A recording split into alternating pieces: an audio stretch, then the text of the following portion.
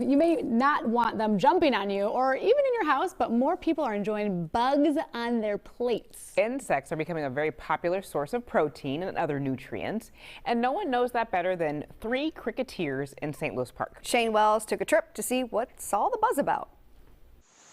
Oh, a day on the farm, but not the kind of farm you're probably thinking of. In fact, this farm really makes me want to take a nap. This sounds just like my sound machine that I sleep to at night. Chad Simons, owner with his wife Claire. This is 3 Cricketeers in St. Louis Park. You're farming crickets. That's right. What does that mean exactly? A lot of fun, a lot of sustainability, a lot of nutrition. Simply put, we love it. That was way too simply put. You got to go more in depth for me. What are we looking at here? This one you just pulled out. We saw a lot of them flee the light. Sure. So what we have here are almost adult crickets.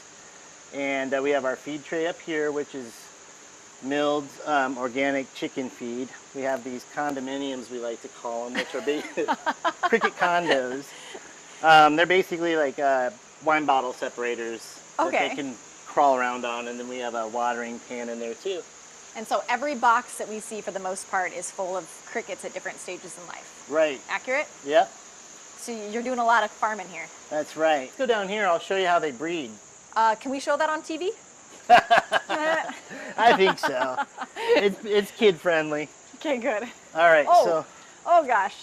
Here we have a couple busy. of peat moss pans. Okay. We put moist peat moss in here, and the females have what's called an ovipositor. It's this little stick that comes out the back end. Yeah. And she puts that down in the peat moss and deposits her eggs about 3/4 of an inch below the surface of the peat moss.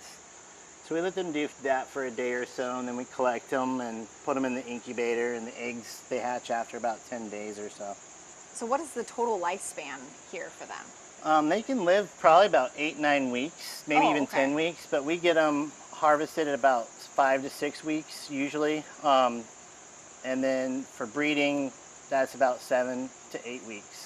So I have to ask a question because we talked a lot about what goes into the farming, and you mentioned sustainability, but why are we harvesting and farming crickets? I love that question. Thanks for asking. They're packed full of nutrition, tons of vitamins, protein, prebiotic fiber, B12 is a good one.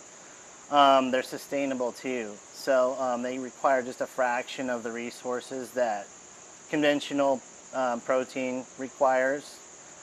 So, like for example, I think it's like 2,000 gallons less water for crickets for the same amount of protein as you'd have to give a cow. Wow.